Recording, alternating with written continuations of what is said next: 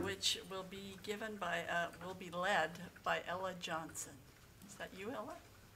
Okay, do you want to just stand up here and you can.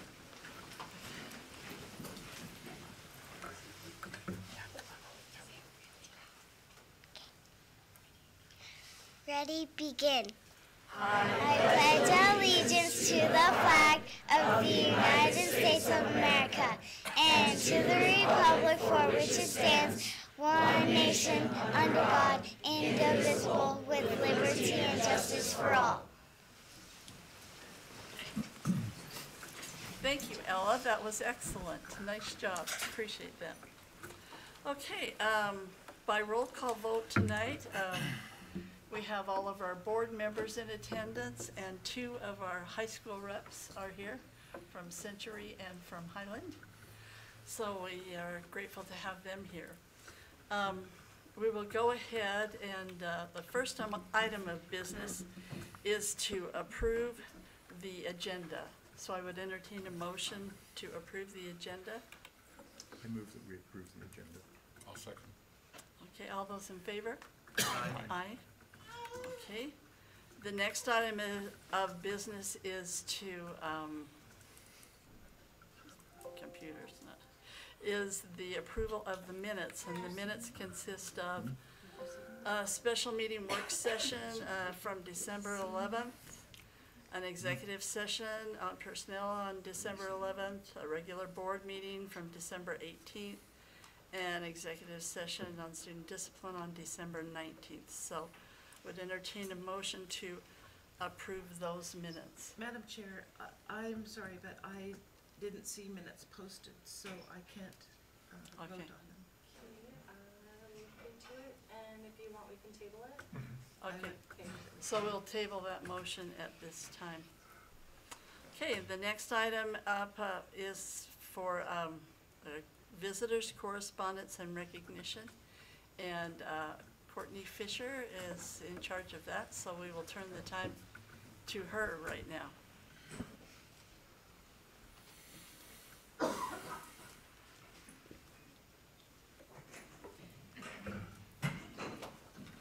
Good evening, Madam Chair, trustees, Dr. Howell, Ms. Johnson, and student representatives.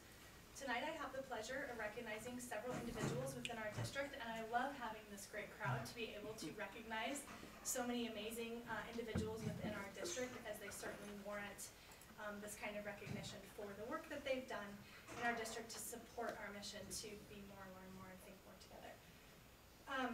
We're going to start out with our PIES award this month. The Employee of the Month PIES Award recognizes our employees who positively influence educational success.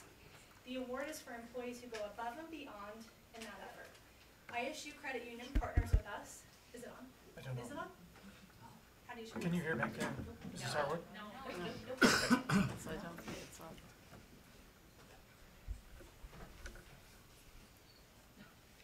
Oh.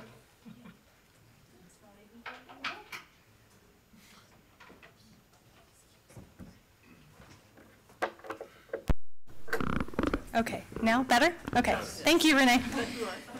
Okay, so the award is for employees who go above and beyond in that effort, and ISU Credit Union is our educational partner in helping to sponsor this endeavor. So with that, will Mr. Philip Whitworth and Ms. Jeannie Whitworth, along with Mr. Patrick Vreeken, please join me up at the podium? So Mr. Whitworth's honors English class, these 2 individuals both teach at Franklin. You can come right over here. At Franklin Middle School, and Mr. Vreeken is the principal at Franklin Middle School. Mr. Whitworth's honors English class had been studying a book called A Long Walk to Water, a story about one of the lost boys of Sudan and his journey. I asked Mr. Whitworth about this in November after Jan Harwood, the director of elementary education, came back and said she'd been to a board visit and spoken to these 2 about their endeavors. So after studying, he wrote to me and he said, we studied the area, and after that we found one big issue that they found the lack of water to many of the villages there. We discussed how many people get sick, how many people die, and that the girls are forced to drop out of school because they have to journey each day to get water for their families. Then we discussed what ways would help them, and that is when my class decided that they wanted to try to build a well for a village in Africa. I try to teach my students that knowledge without action is worthless, in an effort to show them how valuable their education is and how they can use it in real life situations. So I was really impressed with that and tried to get them to come in December, but that didn't work out. And in the meantime, Mr. Varican nominated them both for the Pies Award. And in his letter, he specified that their original goal was to raise $6,000 to build the well. In addition, with an additional $1,500, they would be able to build indoor restrooms in the school in that community. The campaign got off to a slow start, but through Philip and Jeannie's encouragement, the class started to take the ball and run with it. They secured donations from several businesses throughout our community, as well as planning activities during and after school to help boost donations. At the end of the project, there was a total of $7,500 collected, and there's even more outstanding. So those additional donations will be used to go toward another project to support another well. So they far surpassed their goal, and they put countless hours and personal supplies into making the project a success, and they were amazing at bringing the school together for a common cause. So you will each, on behalf of the school district, receive a certificate for your efforts, and also a $50 gift card on behalf of ISU Credit Union, a vacation voucher, which is perfect for you, and then Mr. Rican, because of we appreciate your donation, you also get a $20 gift card. And please join me in thanking these two exemplary teachers for their positive contributions to our honors, their schools, and our district. And if you will, thank you so much. Thank you so much.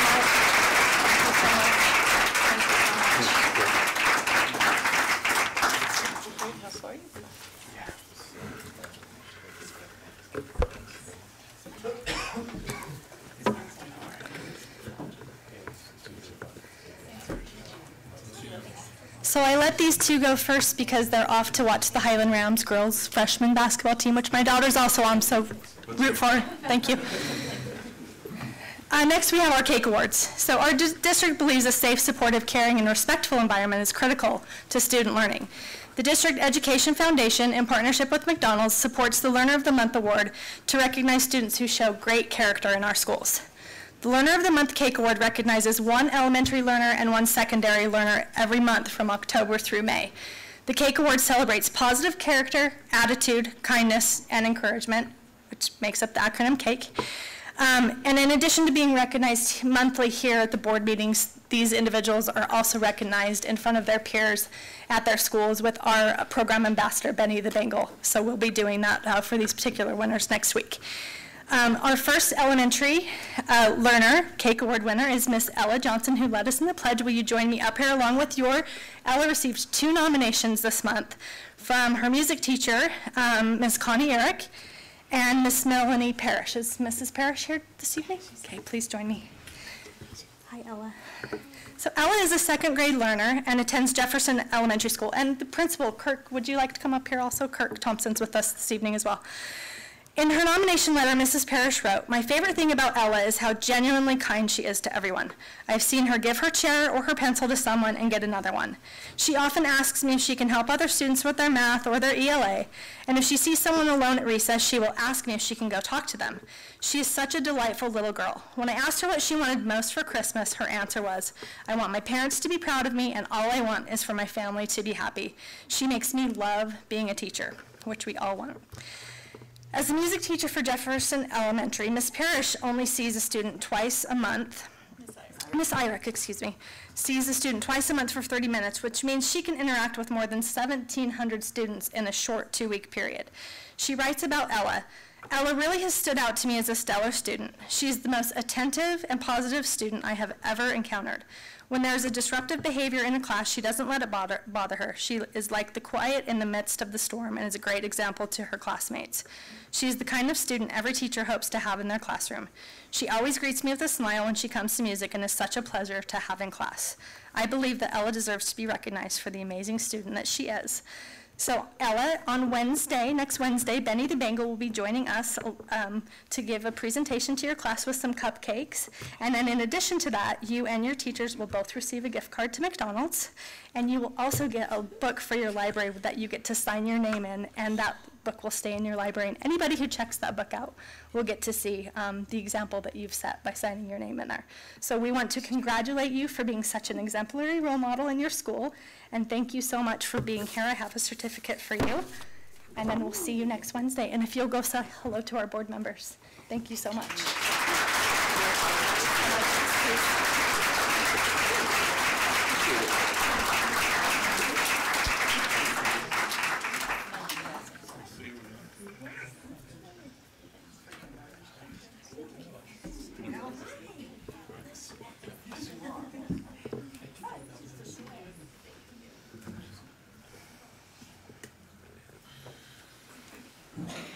Thank you so much. Our secondary cake award winner was unable to be here tonight with us. He is a senior from Century High School, and the teacher who nominated him is Miss Angela Davis, and she is here representing him tonight. So I'll just say a few words about her nomination letter. Thank you for being here. In her nomination letter, Miss Davis wrote, "Adam is a senior placed in my freshman history class. While many upperclassmen find freshmen immature, Adam was always kind to his classmates. He was happy to work in groups with them and was always encouraging them to do well. Adam is a quiet person, but he was willing to share some of his knowledge of Native American history with his classmates. One day he had the whole class enthralled with his Navajo experiences, and when he was done, he thanked the other students for listening and respecting his culture. Adam is a genuinely kind person with a great attitude." So Adam will also be recognized in front of his peers with cupcakes for everyone in his class, along with Benny the Bengal. The secondary students don't get quite as excited about Benny, but we do. And you will both also receive a gift card from McDonald's, as well as your library will receive a $50 donation toward books, which Adam will be able to sign. So I will give this to you. Courtney, can you give us his full name? Adam Johnson. Adam Johnson. Yes. And there's his certificate, and then when we present to you next week, we'll have the gift certificates. Perfect. So thank you so much. Thank you. And if you'll say hello to our board.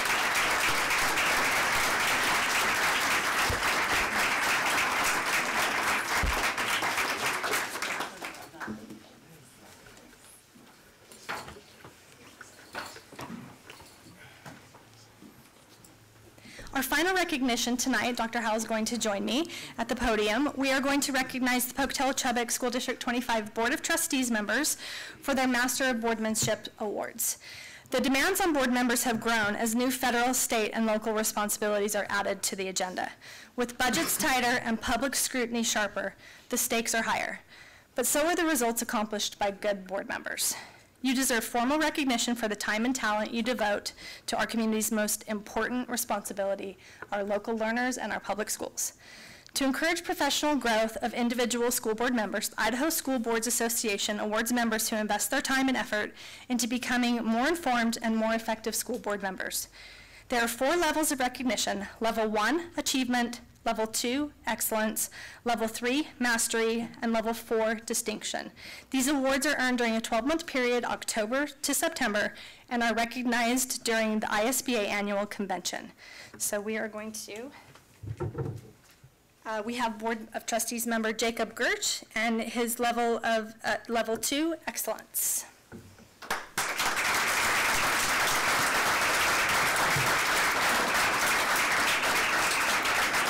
Mr. Paul Vitale and his Level 3, Mastery. Congratulations.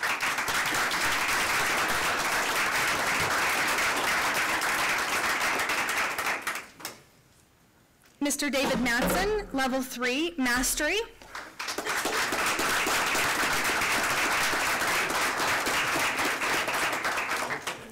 Miss Janie Gebhardt, Level 4, Distinction. Congratulations.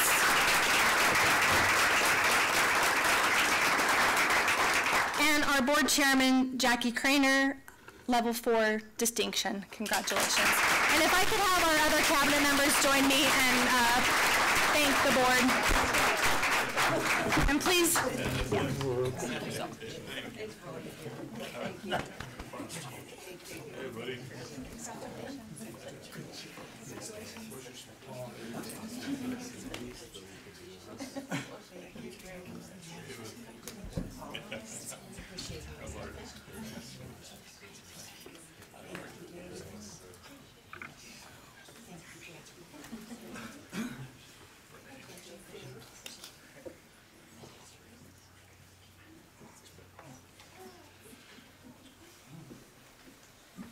Well, that was an unexpected surprise, and we really appreciate that. We give a lot of these people a really hard time sometimes, so we appreciate that recognition.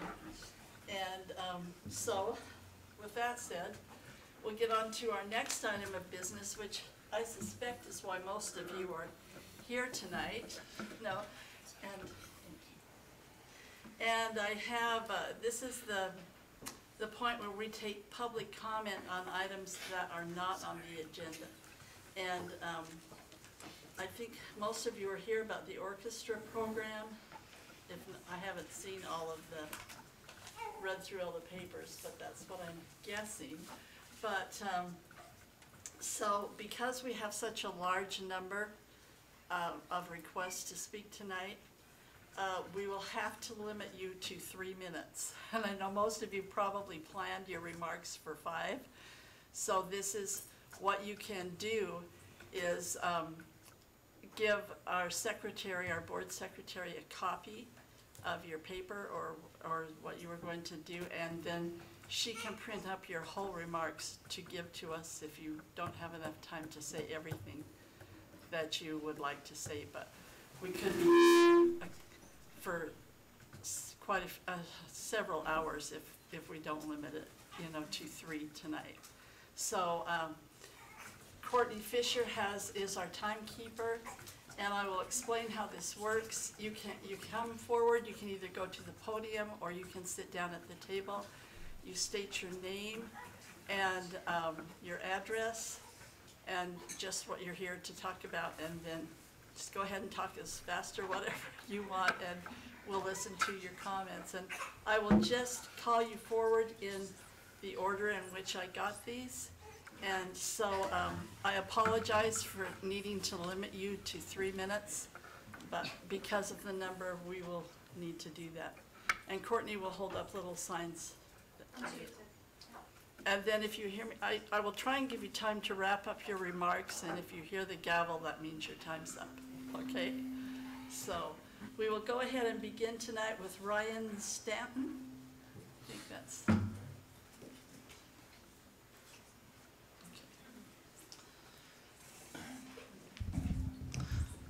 Hello, my name is Ryan Stanton. I live in Pocatello, of course. I'm up on Patton Drive.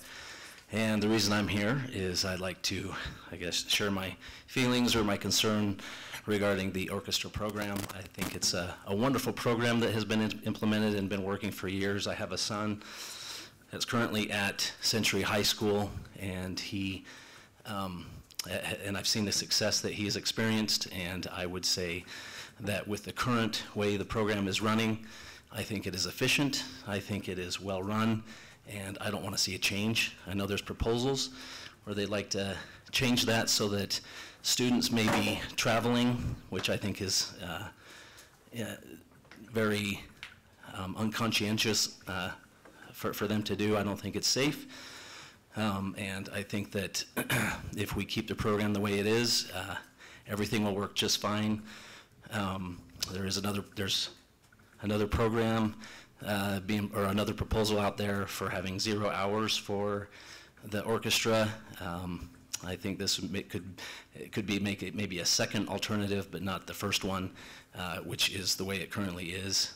And I would ask you to consider that you do have 12 openings right now for athletic positions within the area, and I think that if it has to do with money, then if we were to limit those or adjust the amount of openings that there currently are on the athletic side of the house, we could support the current program the way it is for the orchestra. Thank you. Thank you.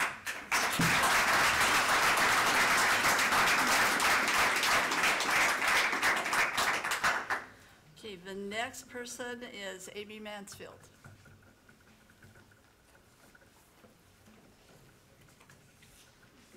Thank you. My name is Amy Mansfield. I live on Dell Road in Chubbuck, Idaho. So I have a couple of things that I just wanted to briefly speak about. And regards to the orchestra program. The first one is, where can we get this funding? I understand that money doesn't grow on trees and you can't just pull funding out of the air. I also understand that the Education Foundation brings in about $100,000 from the Festival of Trees that goes to technology in the STEM program. And I also know that Idaho funds those programs and those technology programs. So it might be a possibility, since that has been funded for those technology programs for the last several years, if we could shift somehow that funding to the arts programs. People tend to kind of get tired, I guess, of donating to the same thing over and over, and sometimes a shift and a change is a breath of fresh air for people. So maybe that's a suggestion for possible funding. Whether or not you can fund an FTE with that funding, I don't know, but if it could be placed somewhere, or if it could be taken somewhere and used in the general fund, so that, something out of the general fund could be taken to support that extra FTE that we need. The second reason, and I think probably the most important reason, and excuse having to read my comments, I want to make sure that I can keep it to 3 minutes. But when we take away things that are important to the kids, we lose the trust that they have in us. The trust that when we tell them that they are important to us, and what's important to them is important to us, that we actually mean it. If we don't give them an experience that they can relate to on a personal level, then they lose the trust they have in their school. If going to school every day only means being able to do those core classes that are required for them to graduate, they don't have a personal connection with their school. And yes, we have athletics and we have these wonderful pep assemblies or pep rallies or spirit assemblies every single month, but is that really enough to have these children, have these kids, these students, bond with their school and take personal gain in their school on a personal level? When in reality, there's nothing more than a superficial investment. Yes, we can have a spirit assembly every single week or every single month or every single 6 months, but it really is a superficial investment in them. We need to give them something to love. We need to give them something to be passionate about. We need to give them a safe place. We need to give them a safe place where they can come to escape the trauma of their lives.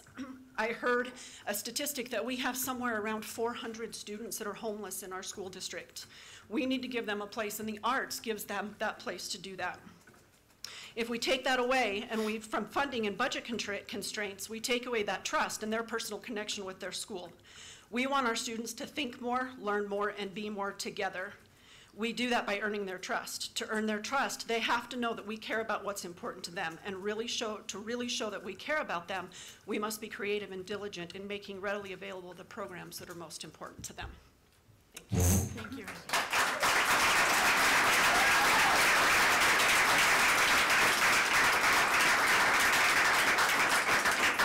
Okay, next is Brandy, is it Jacobus?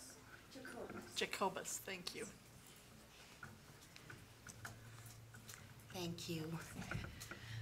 I wanted to bring... Your name and address. My name is Brandy Jacobus, and I live on Cali Street in Chubbuck. And I wanted to bring another aspect you may not have thought of, and that is the Americans with Disabilities Act aspect of this. I am the mother of a son who is autistic. He's very high functioning, but he is in the orchestra program, and you have no idea the immense impact this program has. My son is not the only one. Many of them, it's not commonly talked about. They don't readily make themselves known to people, but orchestra and other music arts are immensely beneficial to them. It improves English skills, believe it or not, math skills, and other mental functioning tremendously. If you cut this program, if you make it too difficult for them to attend, for some of them, for my son, there are after-school programs, sometimes there's before-school stuff that helps, that we have to attend associated with his disability, and because of that, moving it out of school makes it immensely difficult for him to attend, and it is extremely beneficial to his brain, to his social skills, to his overall functioning. And he is not the only one it benefits. It benefits every single kid there, emotionally, psychologically, and in their education. It benefits other classes tremendously. Scores in the ISATs and everything go up when music specifically is applied to these kids. If you take that away from my son, you have taken an actual therapy away from him. And that will devastate him, and it will cause setbacks. And I think that's something that you really need to think about. This is a vital program. It is growing because it works and because it makes a difference in these kids' lives tremendously. And restricting access to that is going to hurt them very badly, some of them permanently. Thank you so much for listening to me. Thank you.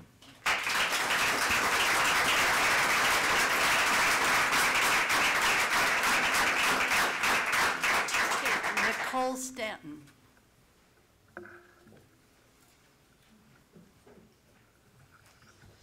Hi, my name is Nicole Stanton. I live in Mink Creek. I have a son currently attending Century High School. I have a son in Irving Middle School and a son at Indian Hills Elementary School.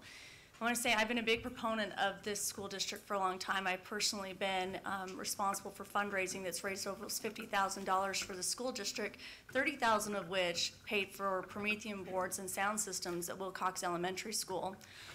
We have participated in the orchestra program in this district since our children were in 4th grade, doing the after-school strings program up through middle school and then now into high school.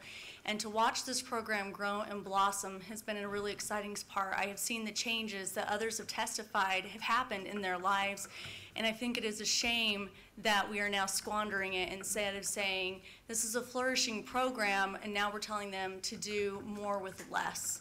I know 0 hour is an option they're considering, but who's going to teach those kids in those morning hours? We're asking our teachers to do more with less. When a program that's doing so many great things for so many of our students, I'm asking the board to reconsider finding funds available to continue to support the things that are happening in this program instead of asking them to do less. Changing it to 0 hour is going to limit people's abilities to attend this program, and to lose those kids would be detrimental. We have a great partnership. The school district has a great partnership with Idaho State University, and I know many students who were able to go to college because of the scholarships that they received by going through orchestra and then going on to play for the Civic Symphony. And I know that there have been students that have gone through this district's orchestra program and gone on to have professional careers in music. I think it's a shame that we are limiting their ability to do so when those concerts are being held and we see those middle school and high school students performing. It's packed, standing room only often. It is supported by this community and wanted by this community, and we would love to see it grow and continue to grow and be a viable option for students to have for their futures, college and beyond. And so I'm asking the board to please reconsider and look at where the money is going, and look at when we think about future bonds.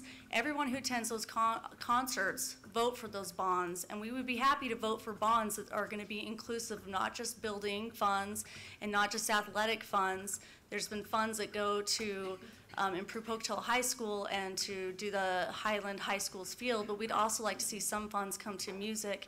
And if there's a need for more personnel there, we're asking to do that and to please support something that's so vital to our children and to their achievements in school and beyond. Thank you. Thank you.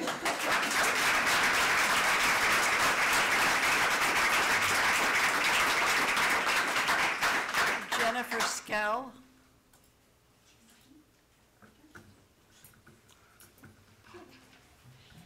All right.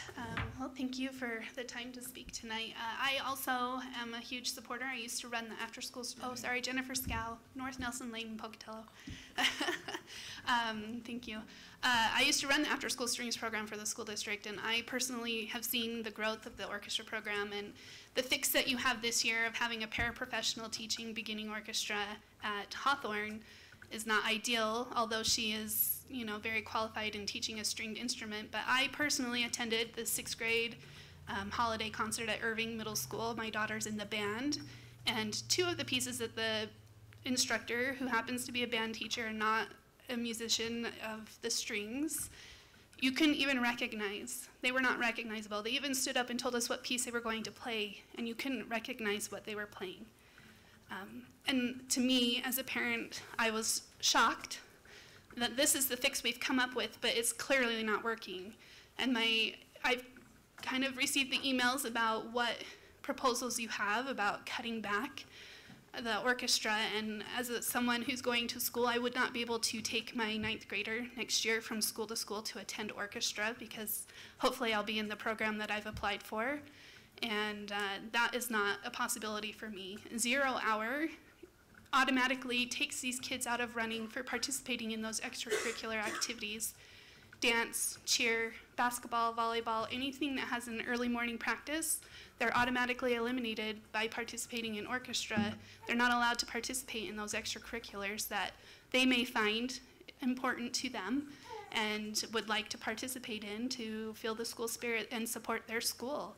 And so I feel like your best option as a musician looking in on this is, I don't understand how a program can grow 3 times the size it was in the years past, and you're not willing to find funding, give funding, whatever you want to call it, to another full-time employee to help take the pressure off of Sandy Kenny personally. I know the pressure, the immense pressure she's under from running from school to school to school, making sure that these classes are being run and that these kids can actually hold their instrument and make sounds that actually sound like a song or a piece of music. I think it's important for you to understand that this is something that hasn't changed since I was in middle school. It was an issue when I was in middle school in this school district and in high school in this school district. And I'm pretty sure in the 20+ years since I've graduated from Highland that we can take a step forward, because the program is immensely bigger than when I was in high school. And by making these types of changes, we're just really pushing back this program and trying to squash the growth that it's been seeing. So, thank you. Thank you.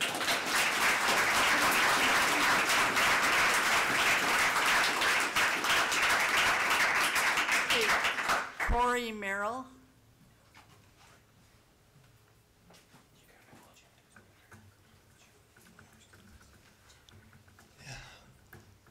My name is Corey Merrill. I live at on the 600 block of Cedar. Sorry, I'm not familiar, not used to talking in groups like this, so I'm a little skittish. But my daughter is in the strings program for Alameda Middle School, and it has been a tremendous benefit for her. She has gone through a number of challenges, and she deals with attention deficit disorder, and the orchestra program and being able to work with the violin and music has helped her tremendously to be able to grow and to be able to find ways to get through her challenges. And to see this program go away, or to get modified to a point where it'd be more difficult or for her to attend, that breaks my heart. And as a parent, I want the best for her. I want her to be able to succeed in everything that she does, and I can see music providing a path that lets that happen. Thank you. Thank you.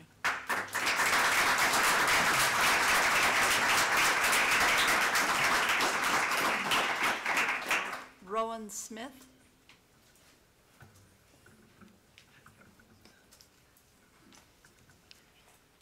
Good evening. Can you hear me all right? Okay. My name's Rowan Smith. I live on the 500 block of Lincoln. It's like 3 blocks behind Pokey and like 4 blocks from Irving. So right in the middle of Pocatello. And it was a gift and a blessing to be a part of the Pocatello School District. My teachers were incredibly impactful, especially those in middle school and high school orchestra. I suffered from a lot of mental health or lack thereof all throughout high school. It's been a lifelong struggle, and I tried to kill myself 5 times in as many years, which is not something I tell you to gain sympathy, but something that's just factual. And it's also factual that the middle school and high school orchestra programs were so incredibly impactful in keeping me alive and letting me see high school graduation and attend college and be someone who grew up enough to become an adult who has a voice to come speak to you and make sure that you know what a difference these programs make, because I don't believe any of you are having this discussion because you don't believe in the power of the arts or you want to see our music teachers work any harder than they do, because they really do work cartoonishly hard. But I was a student in the high school orchestra program who had to travel between schools, and certainly you can argue that making us work harder to attend the program made us appreciate it more, but it was also what inevitably led to me not being able to participate in the program in junior and senior year, because it just became impossible to lose that class time in whatever class I had to leave early, and also miss the class time in orchestra when we got there 15 to 20 minutes late.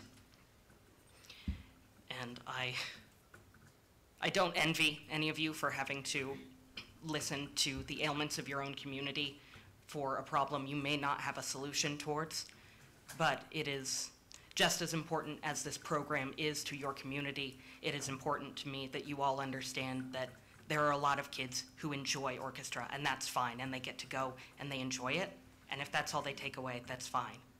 But you all need to understand that the orchestra programs in School District 25 are a literal life-saving measure. Thank you.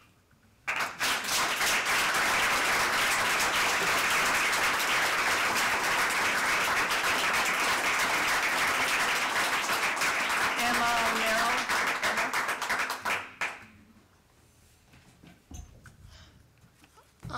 I came here. Can you just tell us your address? Oh, I am Emma Merrill, and I live on 608 West Cedar. I'm at West Cedar here in Pocatello, and I go to Alameda, and I love orchestra, and it's helped me a lot through school. But there's one thing that keeps bugging me is, like, why is orchestra being paid less than choir and band? Because orchestra is just as important as choir and band are. So I would really like for you guys to think about that and how us students will be affected greatly because of this. Thank you. Thank you, Emma.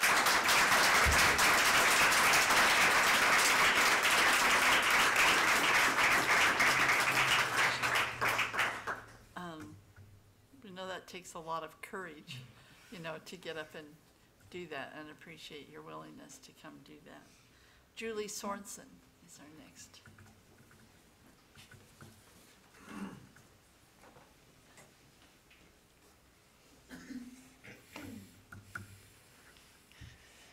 Good evening. My name is Julie Sorensen, and I currently live in Logan, Utah, though I am employed by Idaho State University here. I come before you as a representative of the Idaho State Civic Symphony, as the artistic director and conductor of both the Civic Symphony as well as the Idaho State Civic Youth Symphony. I am here to add my voice to the many that are in this room and many that are not in this room, that I believe have shown to you through their enrollment of their students just how very important the orchestra program is. We know and understand that a decision has not yet been made, but we want to make sure that you hear our voice, that this is a decision that needs to be moving forward. Since 1987, this has been a conversation regularly had, at least on a bi-yearly basis, of what to do with the orchestra program. Sandy Kinney has had to continually keep this program moving forward, and she has been joined in her voice by Amy Bosey and Casey Hoynatsky, both of whom have brought an immense amount of growth to the program. Now, this goes far beyond just what we do with the programs in the school district itself. The health of an orchestra program is far-reaching into the community, and that is something I feel something needs to be considered. When we, as a community, have shown you what we feel is important, and I believe that's been shown again through enrollment, we're also showing those people who are looking at moving into Pocatello that we are a thriving community. and they look for the health of a community through its arts program. What, as a business, can I offer our employees and their children when they move to Pocatello? Do we have opportunities for my students to play in an orchestra or in band or in choir? Athletics is almost a non sequitur. It always is there for them. But it's the arts in which they tell the health of a community. And I am encouraging, in fact, I'm imploring you that instead of looking at the same deck of cards that we have looked at for the last 20 years and trying to simply shuffle them about to find a better solution, I'm asking you, on behalf of the symphony and behalf of the youth orchestra, to please take this voice and our voices to find the funding for an additional employee. I believe that this is the only way that we will be able to continue to support the growth in this community through the growth of our orchestra. Thank you very much.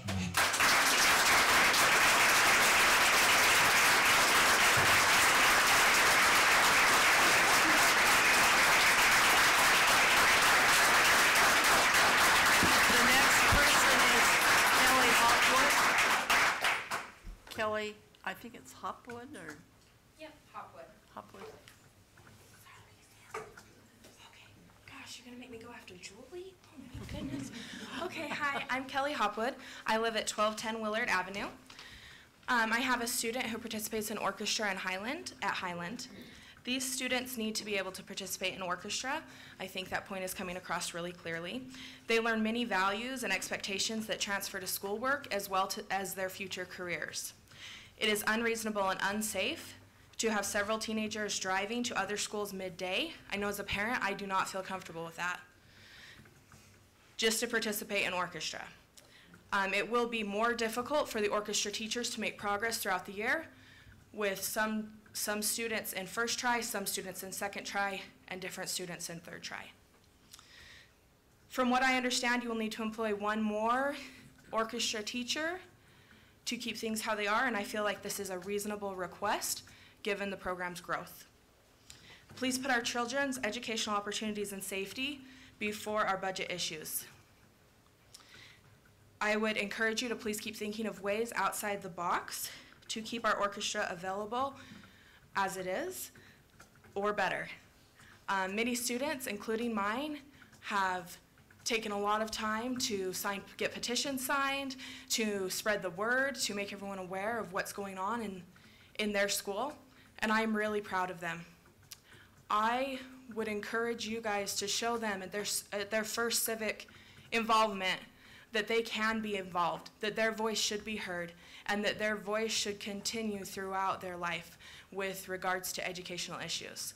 Thank you so much for your time.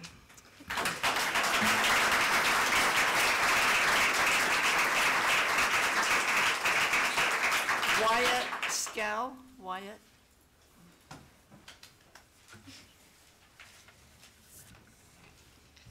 Hello, my name is Wyatt Scow. I live on Nelson Lane in Pocatello, Idaho. I just have a few questions. Is this a short-term fix for a long-term problem?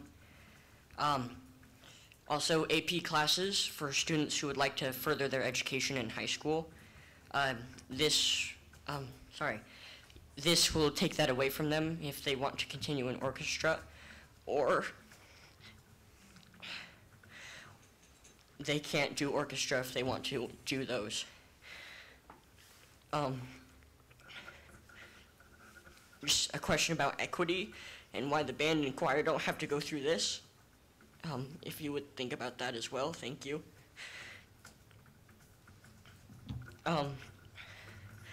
What kind of facility problems would this create? This year at Irving, we are located in the trailer, and the noise level there is at traffic level, and most of us leaves that class with a headache. We're still waiting to be moved to an appropriate room.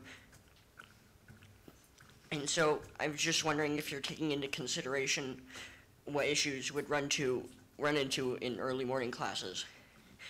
And this appears to, as many people have said, this appears to put us outside of class time, out of school, and with extra classes like cheer and band and other things that happen in the mornings, we can't do orchestra if we would like to participate in those. Thank you.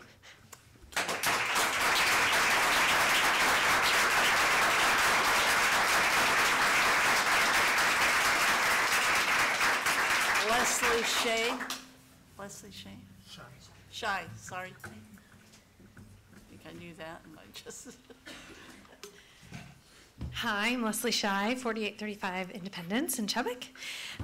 Just a couple quick things. We've heard a lot of great things tonight from these parents and these students. I just want to say first how proud I am of these kids taking this into their own hands and speaking with their own voices to save their own program. I think is awesome, and I hope that you will continue to listen to them. I appreciate your time and your energy spent on this issue, and I know there's been a lot of thinking outside of what can be done in the school day, and I appreciate all of those things. I also understand that this doesn't begin and end with School District 25. This is an issue of state funding as well. We actually had a representative at Idaho PTA in the State Education Committee, Senate Education Committee yesterday that spoke directly about this issue and some others that are going on in local schools. So we will continue to advocate. I will be there next Thursday. We will continue to advocate for fully funding our children's education at the state level as well. But you guys can control what's going on in our individual school districts to a degree. And so I and several other parents here I know were in a meeting about 4 years ago where we were told, if you build it, we will fund it. If you can grow this program, we will support it. And I think we've shown that we can do that. We have recruited kids, we have put it on our social media, we have standing room only at our concerts, we have done what you guys asked us to do 4 years ago.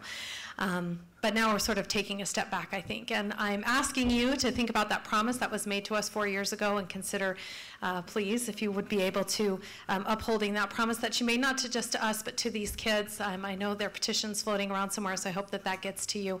And I hope that you're able to think creatively and find a solution, but ultimately funding another orchestra teacher is the best answer to keep this program alive and moving forward. So again, I appreciate all of your hard work. I appreciate the hard work of these parents and kids as well. Thank you.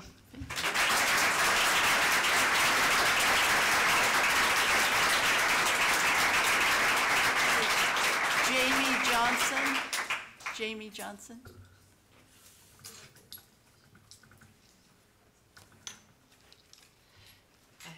I've got children that are coming out of the Pocatello Community Charter School, so they didn't have an opportunity to do orchestra. And being a split family, it's rough. And my oldest last year was suicidal. The biggest change I've seen in this guy has been orchestra. And so I am willing to work extra hours if I have to pay to keep my kid in orchestra. I know that it's a very important program. I've been a professional musician for 30 years. And it's impacted my life, it's impacted others' lives, and I've seen how it has impacted others. Especially also being a high-functioning autistic myself. I understand how it impacts the brain. And so I agree with funding another teacher. There's got to be a way. And there's so many different options that we can do as business people, as parents, that I know that together we can come and to some sort of solution to be able to fund this. And I really appreciate you guys as a board. I know that you work very hard, and this is not an easy thing to do, especially when you've got upset parents coming at you. And I'm hoping that we're able to do this as tactfully as we can to work together. Thank you so much.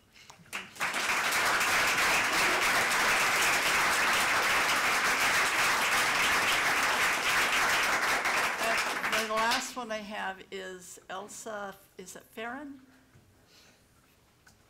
Is that right? I hope I have it right.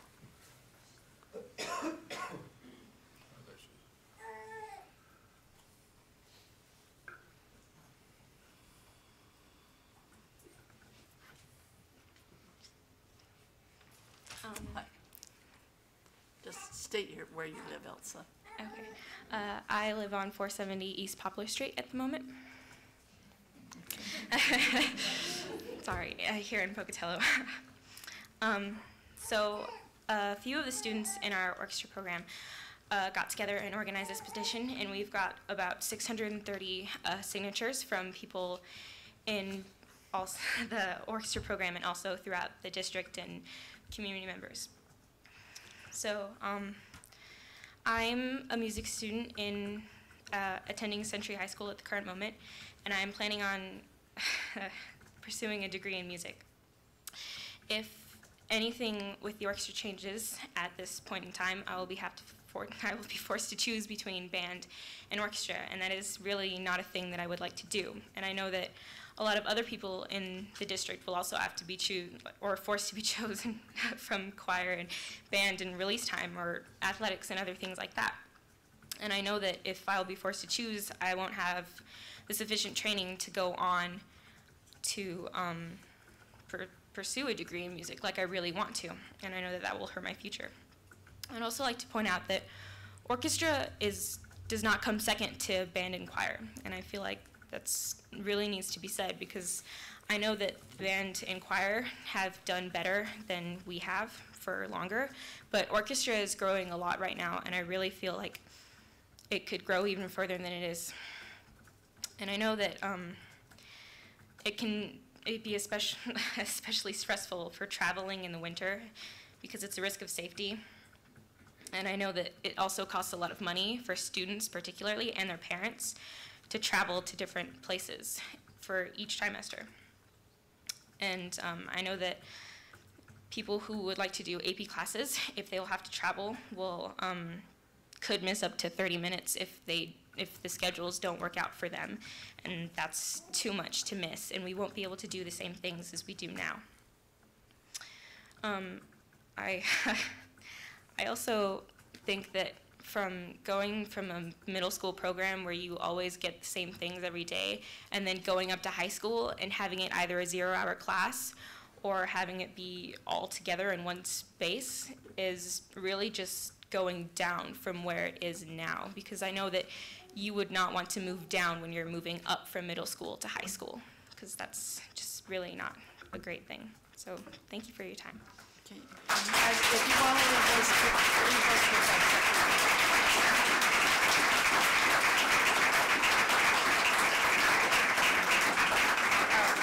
yes, do you have a question? I'm wondering if I could make a short comment, considering I didn't use all my time. I don't think we can let you do that. You can leave it with the secretary if you like. Leave your comment and we will read that. 5-second comment? It's really out of protocol, so I can't allow you to do that. But I would like to thank all of you for coming and sharing this concern and bringing this to our attention, to the board's attention.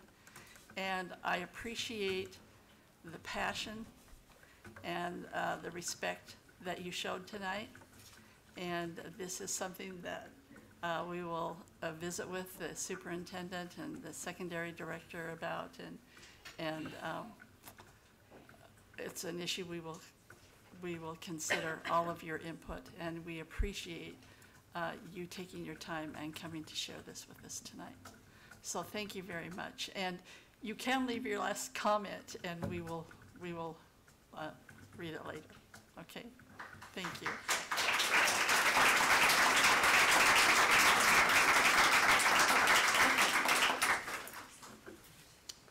At this point, we will go on to hear our student representative reports that are here. If you need to be excused, that's fine. We thank you for staying. And if you want to leave any information for us with our board secretary, please do that,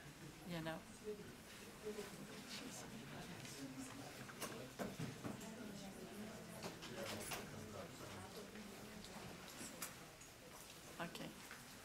So our first one is Highland High School, and it's Abby Mortimer. Abby Mortimer. I can't talk now. Will be our first one to speak tonight from Highland High School. Hello everyone. So everyone at Highland enjoyed our winter break, and we are now preparing for our Make-A-Wish event in March, which is where we team up with the Make-A-Wish Foundation to raise money to help. Can I have your wait just a minute? Sorry. No, you're fine. Yeah, thanks. Okay, are you good to go? Okay, do you want to start over? Yeah. Yeah. So everyone at Highland really enjoyed our winter break, and we are now preparing for Make-A-Wish in March, which is where we team up with the Make-A-Wish Foundation and we help provide a wish for a child. And it has been extremely successful in the past. We're really excited about that. And we are extremely proud of our winter extracurriculars, which are all in mid-season right now, and it's going very well. And yes. Okay, thanks, Abby. I appreciate that. And next is our Century High School, and is it Quinn? Yeah. Quinn Gerber is our representative from Century. Yeah, so thanks for having me today. The last time I was here, we talked about our Penny Wars, which is our fundraiser for our food pantry and for buying gifts for underprivileged kids at Century. And I told you that I would bring back the total, and as promised, it is $3,398.06. And that all goes back to Century kids. Recently, we've been going on. I think that deserves applause. Recently, we've been having different student council kids visit different elementary schools to play with them and just hang out, help them out with stuff. And we've also been going to the animal shelter. We have our talent show on February 7th. Today we had a new student luncheon for all the kids who moved in for second try, and that went very well. Our girls basketball team is 18-0. We are having our PSAT interpretation night soon. We have a band and choir concert Thursday, January 24th at 7, and we'd like to invite you to attend that. And there is also a choir orchestra requiem concert on February 11th, and we invite you to go to that as well, and that's combined with all the schools. And additionally, I'd like to add my voice to these guys that music is very important, and I hope that we can find a solution that will work for all of us. Thank you. Appreciate that. Thank you both for being here. At this point, you can be excused. Well, and thanks for their patience. Oh, yes. That was a little longer, but thank you. Appreciate that. Thanks. Okay, at this, the next item on the agenda is the media report and community relations update.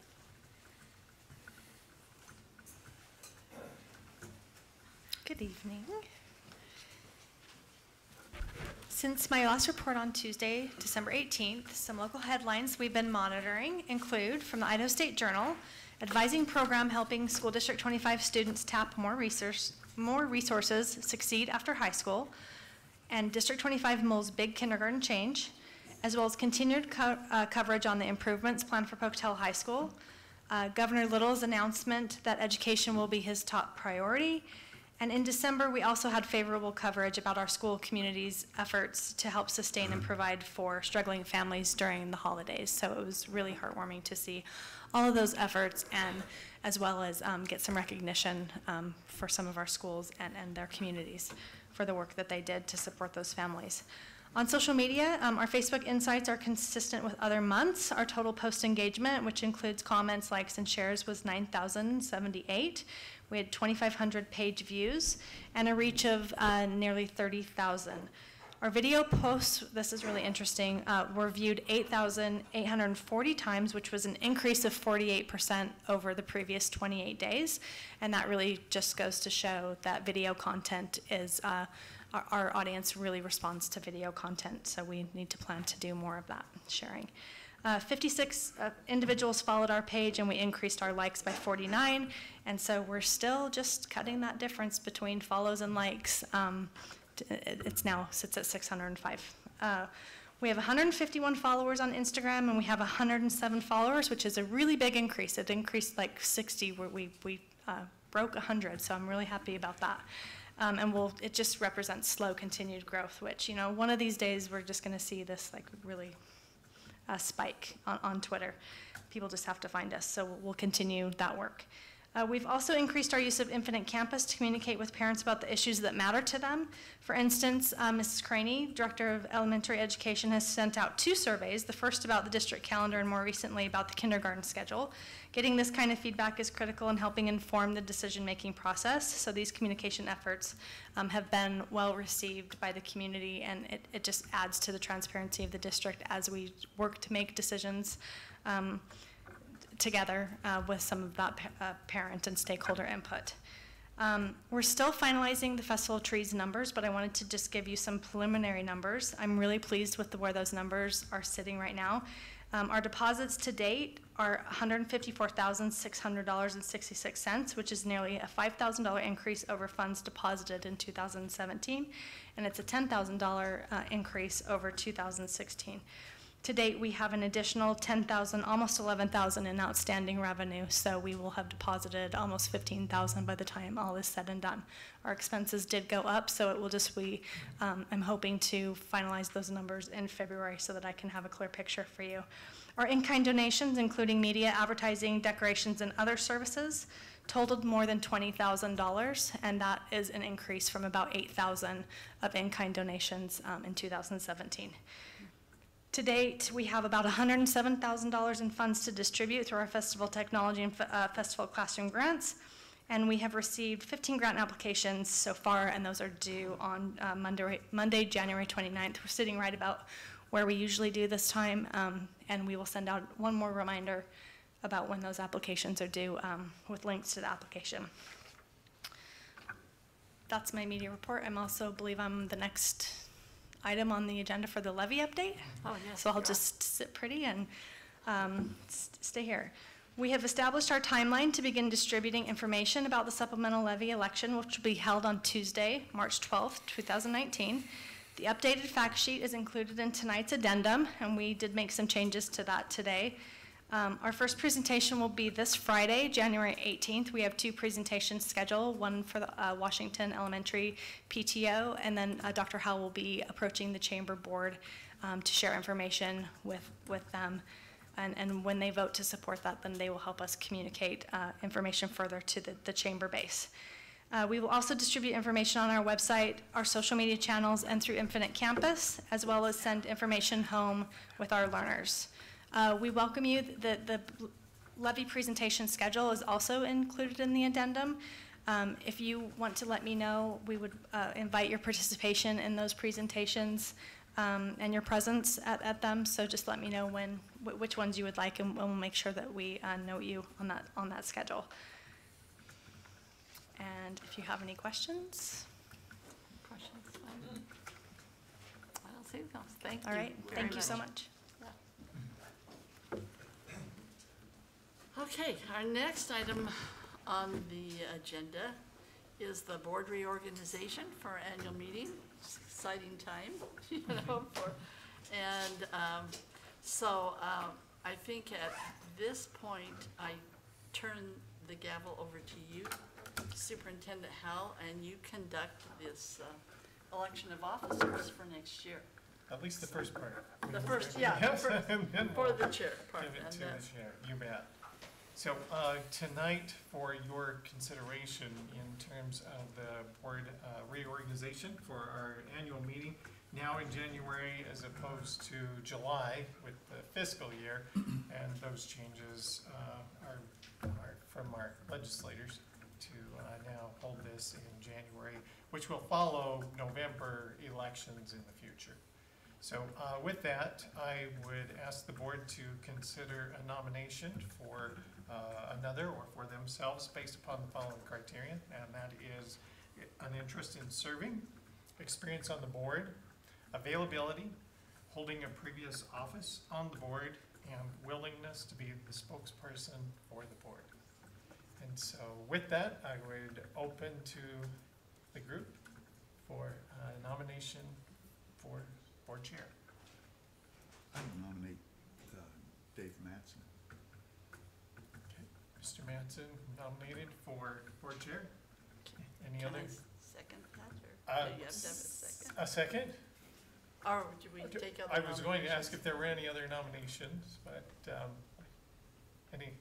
a second here from Mrs. Craner. Any other nominations? Seeing none, I would ask for a vote for board chair, Mr. Manson, to serve in that capacity over the next year. Are you willing to do that, Dave? Sure, I'll do it. Okay. I'm getting railroaded though. It's okay, I'll do it. It's a good experience and time for change, I think. Yeah, I just don't know if I can act the same way. I mean, I can get the job done, no problem, but you're so nice talking to people, and all Yeah. these nice comments. I'm gonna need a lot of help. You'll have your own style. And, Yes, sir. and A that's, lot of help in that's that. why I think diversity is good, and I think Well, it's be a short good and thing. sweet then. I like it. Okay, calling for a vote, Mr. Manson for board chair. All in favor? Aye.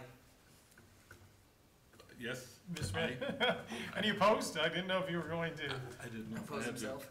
Okay, all right, with that, Mr. Manson will It's all yours now, Mr. Manson. serve Do I as. change chairs? Yeah. Yes, and then you'll conduct the rest of the Okay. election. Okay. What's your name, so you're not Mrs. Green? Oh, Yeah, yeah. Mrs. Crane, you can do that. Which is,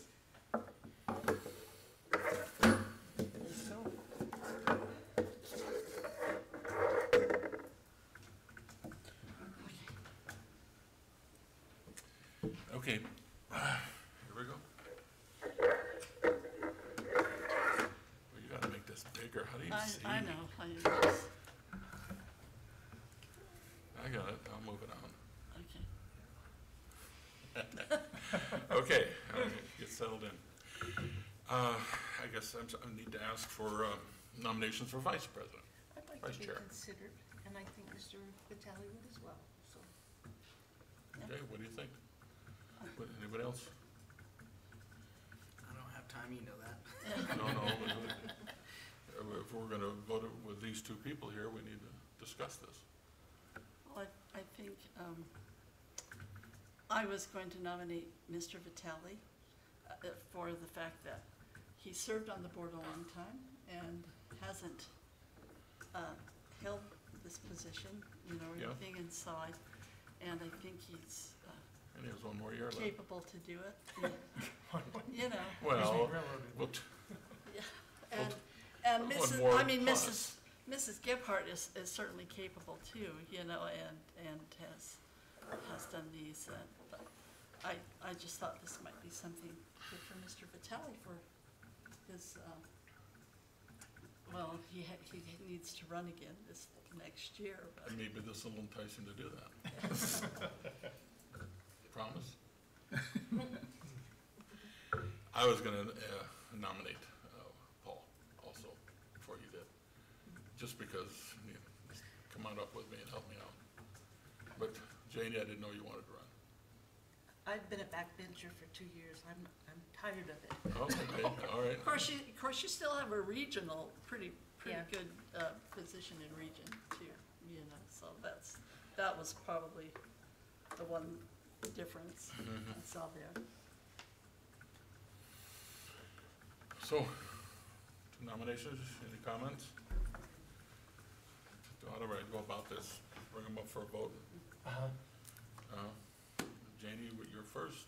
Do we vote on Janie as vice chair? Well, I- Nomination?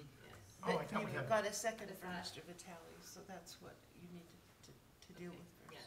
Yeah, So I ask for a nomination for Janie to well, become. no, you need to deal with him first How because. do I deal with him?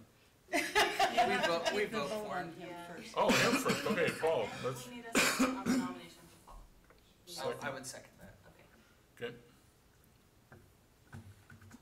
And then discussion or any other nominations? no more discussion? And so let's vote on Paul first, is that right? Is that correct? Do I have a nomination for Paul to be vice chair? There are no other nominations for a vote. Well, Okay, oh, I thought there was a nomination from Mrs. I Gebhardt. thought so too. How do you do that? I just nominated myself, so you've got a second for Paul, so you need to vote on his Okay. nomination. Do I have a motion to, No, you've got the motion, you've got the second, say so all in all in favor. all in favor for Paul to be vice chair? aye. Aye. Aye. You're it. Do I need to move again?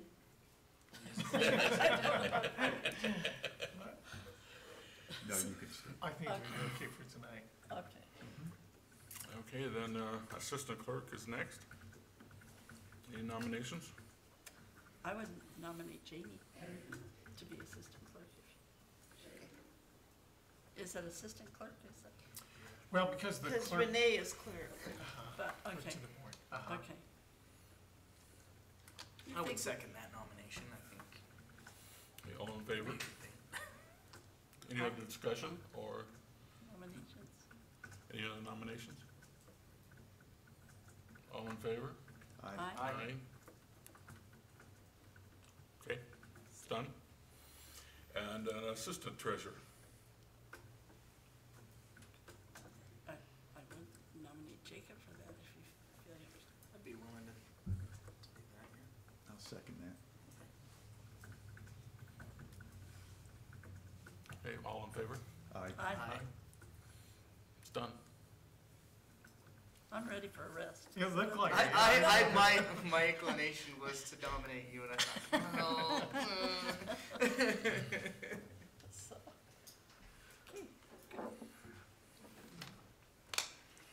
Okay, the next item on the agenda is we need to appoint the treasurer, clerk, and backup clerk. And that is, the treasurer is Barbie, correct? Is that how I'm reading this? Okay. And do we do this by title or all of them at the same time? Renee was a clerk and has been. All at the same time? Yeah. And Terry Jensen and Cheryl Marley is the backup clerks. Do I hear a motion? I move that we appoint Bart as treasurer, Renee as clerk, and Tara Jensen and Cheryl Marley as backup. I'll second the motion. You second that? Second. Mhm. Any discussion? All in favor? Aye. Aye. Aye. Unopposed, that passes. So appoint the custodian of public records. And it's the first time, is this the first time that, that we've done- okay, that we've done this? New No. direction. A new Yes. direction, we got a new direction now. Okay, appoint custodian of records. Well, on here it's recommended by the board to appoint Mrs. Courtney Fisher, Communications and Community Relations Specialist, and Renee Johnson, Board Clerk, as custodians, so you can do that equally? Is that the way it works? Depends on what the information that is That's requested, being but we work requested. together, yes. Okay. Have to work But in yes, tandem. essentially, yeah. Any discussion on these? Everybody likes it? I would nominate Courtney Fisher and Renee Johnson as the custodians of the public records for the district. I'll second that. Okay, discussion? All in favor? Aye. Aye. Moving ahead, appoint the auditor. And I remember my first year on here, I questioned why we were going with the same Deaton every year. I didn't think that was correct, but in the 6 years, I see why. I see why and understand why. So, to appoint the auditor, it's recommended to go with Deaton and Company again for this year as an independent auditor for the school district. Everyone agree with that? Yeah. Mhm. Any discussion? Nope. All in favor? Aye. Aye. So, do we have motion? Oh, No, we have to. well, I would move that we appoint Deaton and Company as our independent auditor. Then I'll second that. And all in favor, yes. All in favor? Yes. Aye. Done. And the posting locations, as we just talked about in our meeting last week, and so the recommended posting locations are the regular and special board meetings and board committees. And that's at the Education Center, Bannock County Courthouse, district website, district social media sites, including Facebook, Twitter, and Instagram. Additionally, all notices and agendas are sent to the local media. So let's take action on this. Do I have a nomination? No, I move that we approve those designated polling locations. And I'll Or second that. posting locations. All in favor? Aye. Aye. Aye. We have set board meeting schedule for 1920. Let's see, what's the difference? There's a big difference when this is moving the work sessions to 12 o'clock. Yes. And then the board meetings are still at 5:30. Yes. I mean, that's the same. I would entertain a motion to set the school board meeting schedule as you just stated. Yeah, 12 o'clock for the work session and Right, 5:30 and onward for On, regular board meetings. yeah, from January 2019 through January 2020. So the work sessions will be the second Tuesday of the month, and the regular sessions will be the third Tuesday of the month, with the work session starting at 12 now instead of 2. And the Except where they have to be changed, because there are at least 2. Yes. Right. Like this other month. than, Yeah. other than when we have And March is another one. changes. I did. They are noticed, they are noticed. We will notice them With the prior. exception of Mhm. February and March, which caused problems for us, so. Okay. Is there a motion? Okay. I motioned, I just need Oh, a you did? second. I'll Okay, second. I'll second it. All in favor? Aye. Aye. Aye. We had volunteer for board committees. Now, And I I just saw haven't, 3. There's more than 3, aren't there? Is this mine? You think? yeah, I think so. It's important. It is. And I had a question on this, like Janie and Paul sit on Judge Murray's. Right, in that memo last. Yeah. Right, I was trying to think how we stated that. Non-district committees, those are community Community committees, they're committees. not. those aren't Community public. committees, so they still can sit on Yes. those committees. Now, what about key communicators and? Right, and that's another one of those public information, it's not even Yeah, a so we can still district have some board. representatives Yes. there, but it's not a board committee. And when It's we decide administrative who, committee. I think that could be decided, just, in you expressing interest, and Yeah. we'll arrange, Figure it for out. who's gonna be there. Okay. Yeah, Yeah. so we can follow up with those With those committees and committees. just ask you what your interest would be Okay, in community committees or administrative committees. okay, Do well, we just say now? yeah, on the, so you want to know for the calendar committee, the SIP, and the curriculum committee. Right. I've been on the curriculum committee a long time, so I would like to probably move to like SIP or probably SIP. okay, well, I've been on SIP for a long time, and I can move. I thought some of these were, the chair sat, were in some of these committees. None of that anymore? The only one is the vice chair is usually on the foundation committee. That's the only one that's And- designated. Okay, And that's okay. different. Well, I can Right. sure do the curriculum And that is committee. different. And I would like to continue on the curriculum committee. Okay. You can show me the ropes then. So we Oh, have you Mr. just- I'd go Mattson. on the SIP committee. You SIP again, so show Jane. Did you get Batson and Janie are on that. I'll do SIP, who else wants to do? I'll sit with Yeah, you. yeah. I didn't hear anyone for calendar. Do you want to do calendar? Sure, That's a I'm, once-a-year committee, Jason. sign me up. That's perfect. Calendar, that doesn't sound like fun.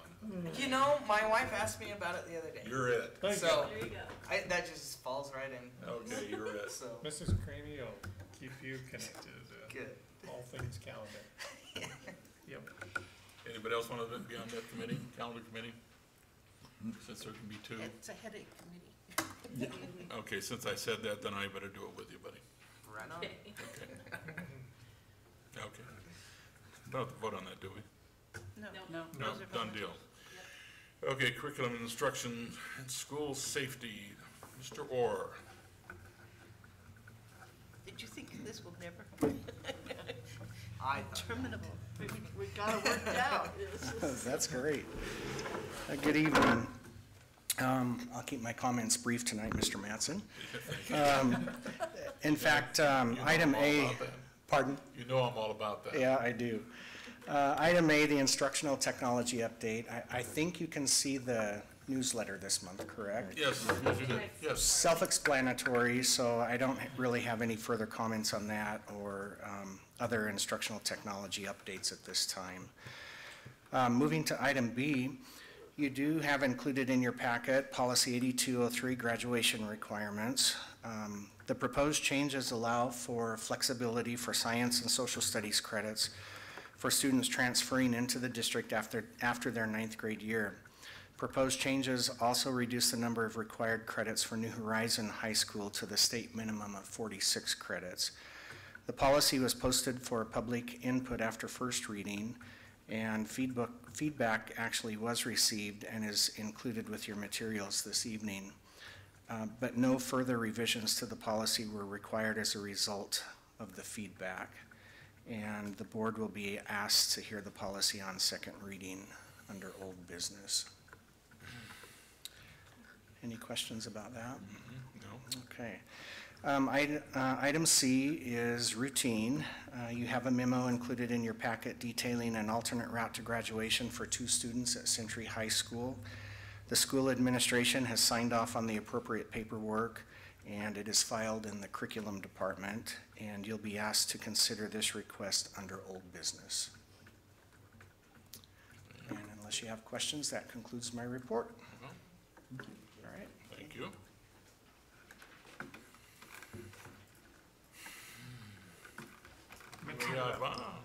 Yeah, we want to mix it up just a bit, yeah. First of all, the Head Start, Head Start program update. In the addendum is a funding letter from the Office of the Head Start. It states that the grant application is due April 1st and will be in the amount of $1,363,384, and that includes a cost of living adjustment of 1.77%. If our Head Start receives the grant for expanding the duration of the program, that amount will then need to be recalculated into the grant. And we should hear in March if we receive the grant for the duration, expansion, and the amount. So we're looking forward to that. Go ahead.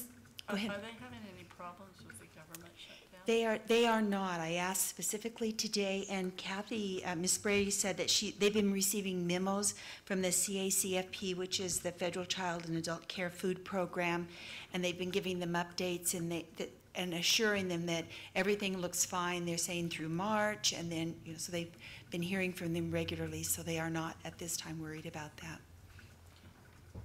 For staffing, there's a teaching assistant position open. The staff member took a position in a Head Start program closer to his home, and they're still in the process of hiring a health manager. For ERC, the full enrollment is 183. Average daily attendance is 87.56. For chronic absenteeism, they are doing just a bit better than last year, which chronic absenteeism is 2 or more absences per month. They have 28 is moderate this past, there is where they're at right now, and 16 severe. Last year, they had 51 in the moderate and 19 severe, so they're doing. They've done a lot better. Yep, they've really been working on that, and that's been a focus, and it's nice to see that the numbers are aligning there. There are 14 on the 4-year-old waiting list, 19 on the 3-year-old wait list. There were 3 drops in the 4-year-old classroom for families who had moved, and 2 students who had dropped out of the program in the 3-year-old classroom. 1 moved and 1 for personal reasons. 17 students are currently receiving special education services in the Head Start program. They're required to have 10% of the students receiving special services in the program, but they do have 2 students where the referrals are in process. The Head Start Association annual meeting will be held in Boise on February 4th through 6th. Staff members and parents will be attending, and they have meetings scheduled with our regional legislatures to advocate for Head Start and preschool education.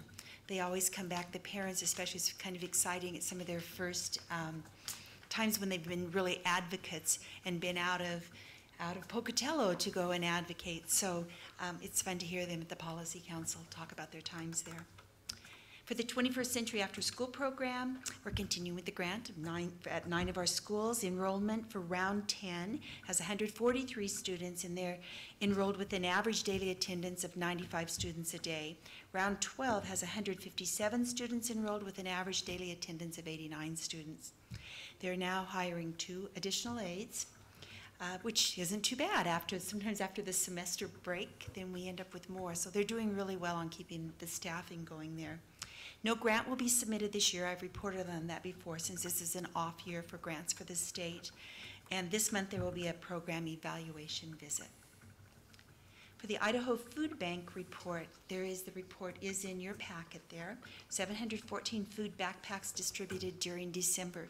Just kind of add a little bit more on some of the other things that we're doing to feed our students. Harper's Bread and Mr. Hobbs works diligently to get these things in place. So Harper's Bread donates 12 dozen loaves of bread per week to go home with our students. We've also purchased a freezer with Title IV money to store the bread and food that's donated by Amy's Kitchen. And so Mr. Hobbs has been working with Amy's Kitchen, and I'm not sure if you have, Mr. Mattson? I started it. You started it. I started and let them take it over. I haven't heard any more. Are we doing well with Amy's? Is it working? I checked last week, and We had not received a shipment yet. Have we asked for one? Yes, we have requested, so I'll follow up tomorrow. Yeah, please do it. I have a follow-up for you. How about that?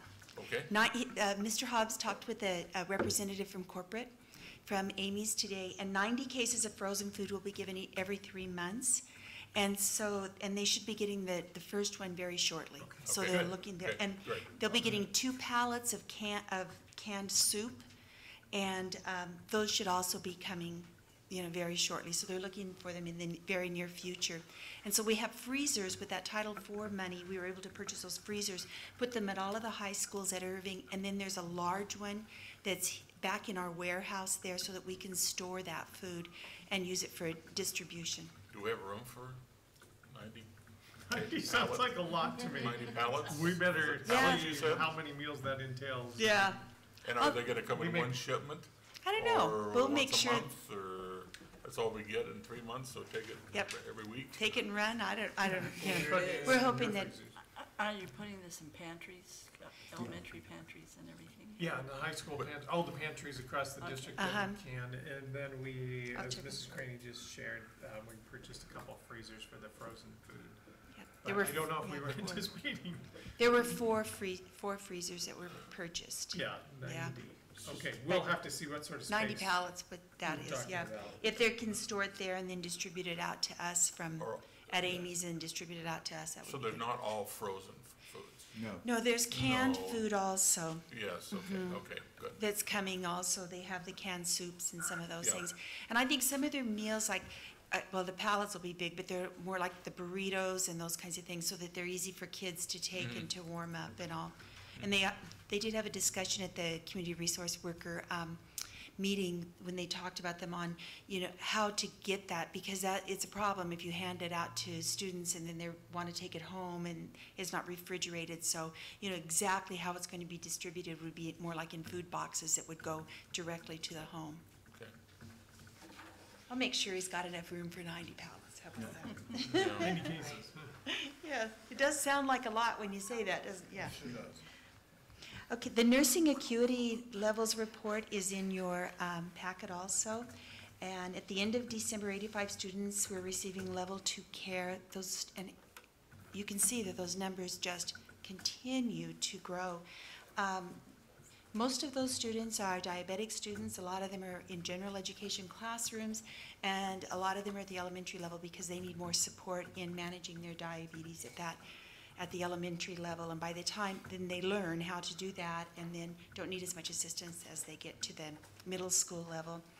We currently have 7 nurses, so 2 full-time RNs, a 1 3/4 time RN, 2 half-time RNs, and then 2 half-time LPNs. And a lot of their day is they're very busy at that meal time because they're going from school to school to school, helping students, read their numbers as they prepare to eat their lunch.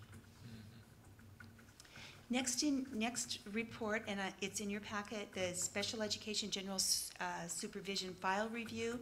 There's a letter from the State Department of Education notifying the district that the annual file review has been completed and there were no areas of concern. Congratulations go to our special ed departments for their hard work to make sure that those records are in compliance. That's always good news to see that. For approval, there are ISU counseling intern requests.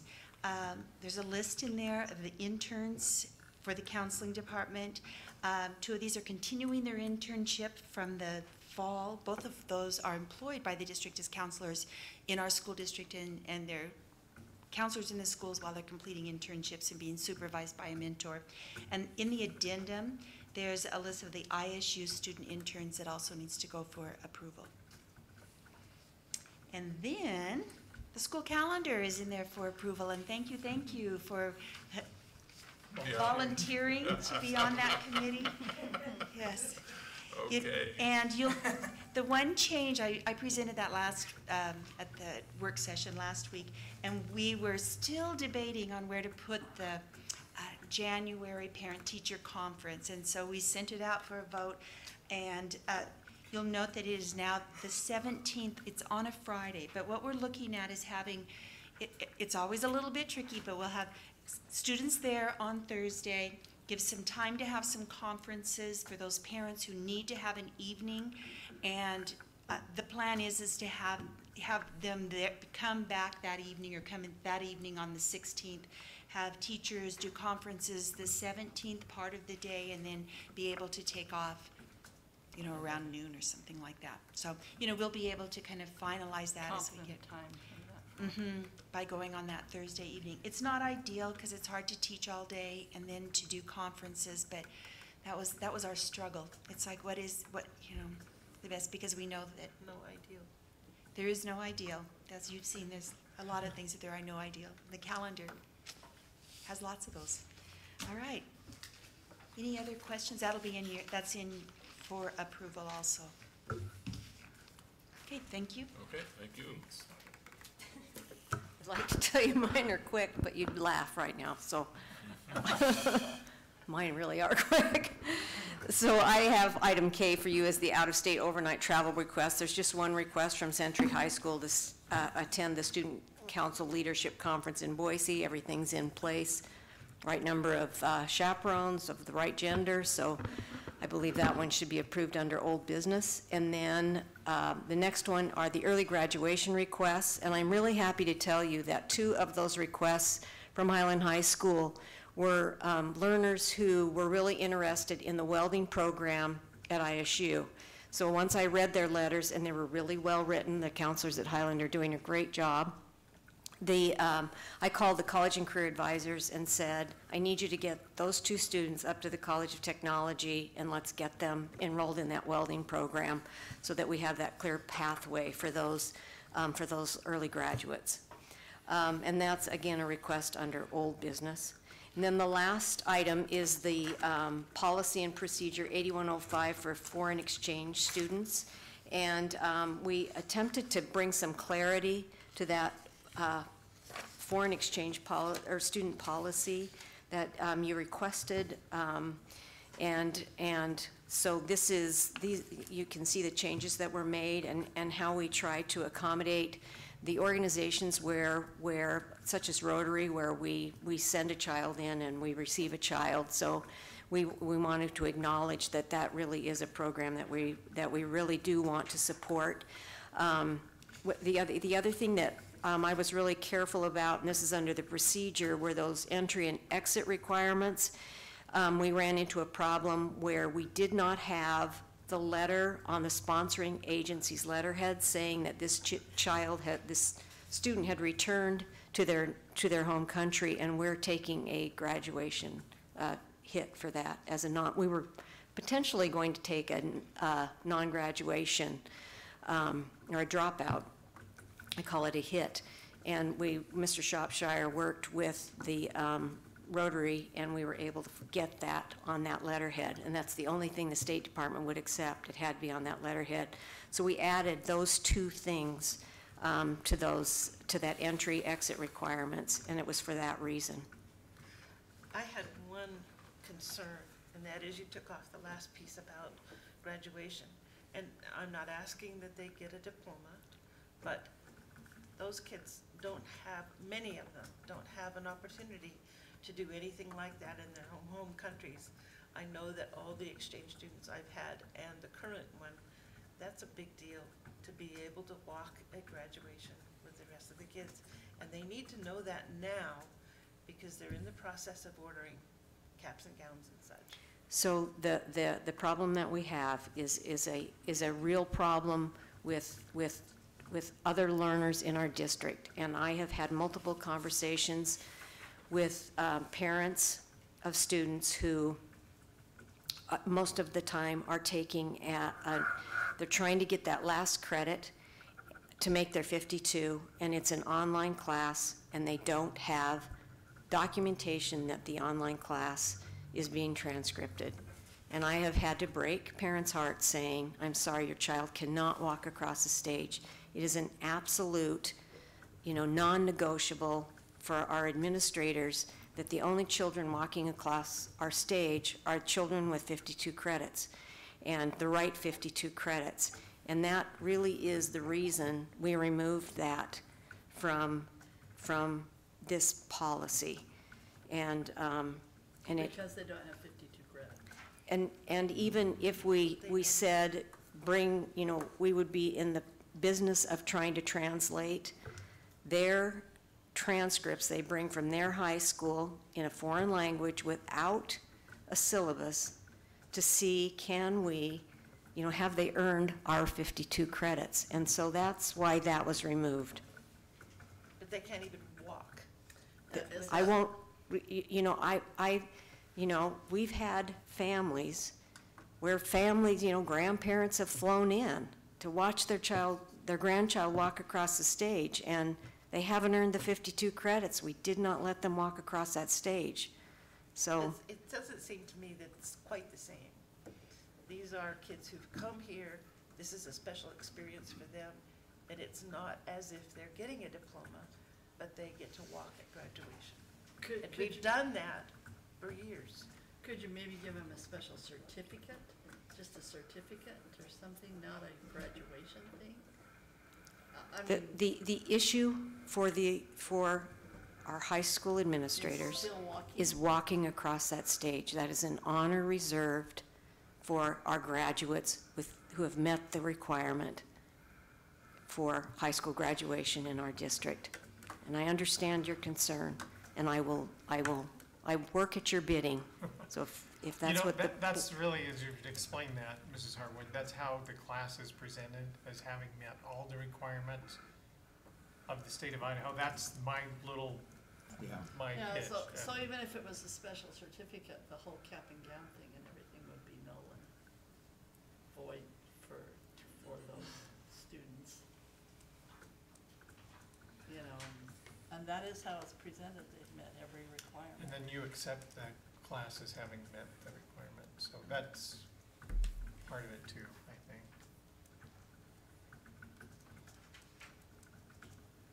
It's just awful to be the bad guy. Yeah. yes, I haven't had a swell week. I disagree. Well, And when this comes back for second reading, certainly some discussion could be you want to table it and have some more discussion? It is only first reading on that policy, and we expect some feedback. Okay. Thank you. Yeah, thank you, Mrs. Harwood. Couldn't this have been, it's like it's been handled someplace else in the world, in the nation. It's been handled. Right. In a different way. How other states in that do it? Maybe we Yeah, should look into this that. is not, Well, we've done it for years. We Really have, have allowed those kids, and part of it is, it's an experience of being here, and this is what happens in the United States when you have completed your work. And so, kids I've known, they're sharing in the celebration with the kids they've been in school with while they've been here. So it isn't as if, come up and stand in front of us while the rest of the kids go through But I see Jen's point without of walking across. students who have Potentially. been going to school for 4 years with these kids or longer, and Well, because they this- don't have a test score in or done. Yeah, I've this is seen an it. exchange program for a year typically. And as Mrs. Harwood said, it would be looking at transcripts and trying to determine, If they met the criteria. yeah, exactly. So are the exchange students generally seniors? Yes. Are they Not generally? always. Yeah, I've they had, can be Because juniors. what I'm wondering is, they have to they be- go home and some of they them have have to finished go- their some of them secondary have to go education, back correct? to school again. They do go back. Some of them do. But part of it is, this is an experience that happens for kids here, and it's part, it's just like the exchange student that's in our home right now was so excited to be they don't have homecoming, and so he got to participate in homecoming, and he's really looking forward to that time when he would get to participate in the graduation ceremony. And it's, we're not granting them their graduation diploma, right? But an experience, and so to be so rigid about exactly what it is, I think is dishonoring that. Well, and maybe there's an opportunity to make some recognition at an end-of-the-year assembly as opposed to a graduation ceremony. Well, I think if they walked, I think I if agree, they it's not the walked, same, but the requirements that are being asked to be met. and they would have to be without a cap and gown, I think, if they walked, because they haven't met that particular criteria. But we have done this before without an issue, same kinds of concerns. And they wore, we have allowed them to wear cap and gown. We have. What do we expect from, I'll have because to- it's an exchange thing. We exchange one of our students for one of theirs, right? So what do we expect to have Do our- happen for our kids that are going to other countries? They don't have. But they've still don't. I went to graduated, our- they still receive a diploma here, No. right? Or they don't? They don't. So that you don't graduate high school if you're a foreign exchange student from the United States? No, you do. You have to come back and, you know.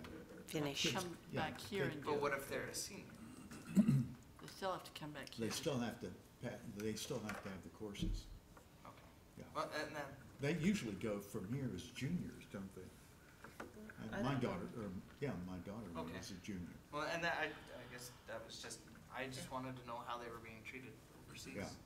And how that gets treated. And then But they it's had not to an come back and get the credit, they had to have the credits necessary that were required May- for Idaho to Mhm. graduate. Right. Maybe we could just look into how other states are dealing with this issue and see, Or other districts in our state. yeah. We can do that. We can certainly Like do I said, that. this is first reading, so there's an opportunity. Yeah. We and do have just- time. Yeah, and look into how they're handling the same type of situations. Maybe give us some insight. Okay. Thank you. Thanks. Business operations, Mr. Smart, or Mr. Reed, excuse me. Thank you, Chairman Mattson, members of the board. Congratulations this evening on your recognition and also your new appointment, so I look forward to working with you.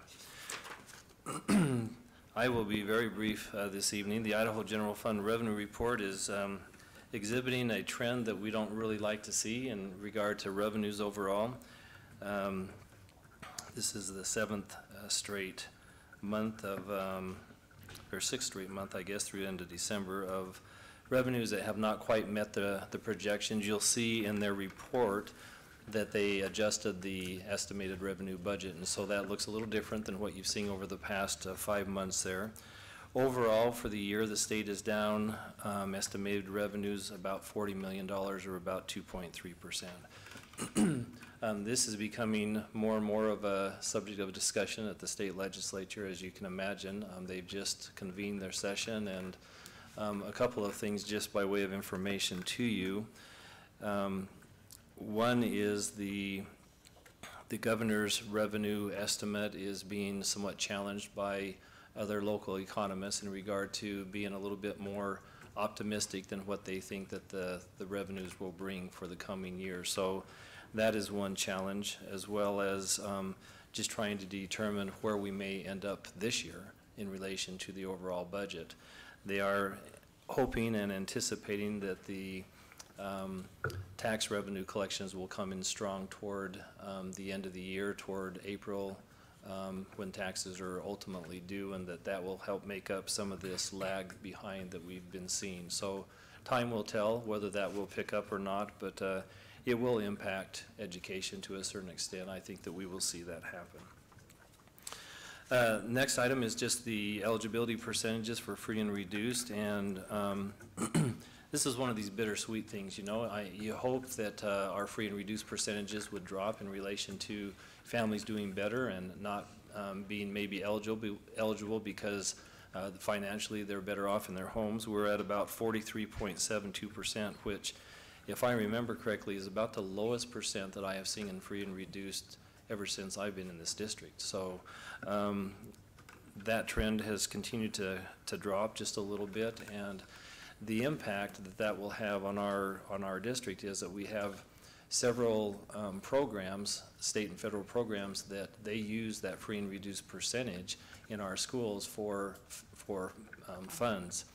And if we fall under a certain percent, we may not be eligible for some of these funds that our schools have relied on for many, many years now.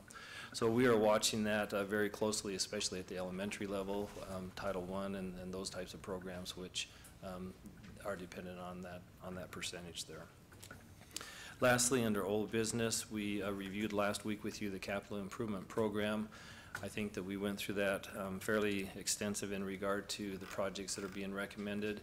We are hopeful that the board will approve that under old business this evening so that we can get on with the many hours of work that we have still ahead of us in making that happen for this coming summer. So without any other questions, that would conclude my remarks. Okay, thank you. Employee Services, Mr. Smart.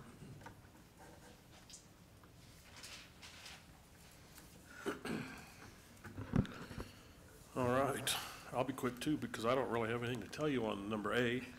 So I guess no news is good news on that one. In your packet you have, of course, our monthly review of enrollment. And as you can see, for the month of January, we actually saw a little bit of an increase, which was... Yeah, that's unusual. That's unusual. Yeah. So anyway, that's good news. At least we're not dropping enrollment. So, you know, typically we see a little bit of decrease from throughout the year, but that's kind of bucking the trend. So that was, like I said, unusual. And so then you have the other data in there for all the other schools, the private schools in the community. So I don't know if you have any other questions or comments about that information. And item C, our health fair, we are scheduled for the 26th of this month and the 9th of next month. And again, as I have done for the past several years, I invite you to come up and join us if you'd like. And we opened up our reservation system last night, and we're already 80% full for the 26th. Wow. Good. So that's the good news. The hospital gave us several dates for mammograms for the coach. They filled up by mid-morning, so it's becoming an opportunity for folks to fulfill their wellness issues and get it done in a fairly easy way, in a fairly easy way. So that's the nice thing about our health fair. So it's being well received. And like I said, we are 80% full as of for this next week's health fair. And as I said, you're free to join us, and even if you want to get your blood drawn and get poked, you can come up and join us then. One thing that didn't show up in here, but it's related to our health fair and our wellness, excuse me, is our dashboard that we usually share with you on a monthly basis. Shauna shared it with me today before she left. And for the month of December, our medical was 87%. Still good. So it's still good. And so that's a good sign for this coming renewal year. So we are going to begin talks with our carrier over the next several weeks. And in fact, our Lockton has encouraged us to go out and test the market again, see what's there. So that's what we're in the middle of doing that right now. And so we'll see how that comes in and how that plays out. But by the virtue of 87% on our medical, I'm encouraged by what we might get at the end of the year. So with that, that concludes my report tonight, unless you have other questions or comments. Thank you. Human Resources, Ms. Pettit. I unfortunately don't like getting stuck up at the health fair. Last time it was 5 sticks to get blood. Oh, no. Last year it was 6. So, yeah, we'll see. It's all your fault. So Human Resources, we have a couple of new hires. Resignations are starting to come in for next year, or retirements. So we're starting some of those. We did have a couple of resignations last month, and we've replaced one of those. She will be needing an alternative authorization. She's a student teacher. She'll be finishing in May, and so we need to apply to the State Department to get her credential, and so that's on your human resources. And then you'll notice we had a transfer from Franklin Middle School to Tyhee. We had one of our teachers pass away last month, and so we did need to replace her, and she's actually a really good fit for us, and so they'll be hiring a new teacher up at Franklin for the rest of this year also.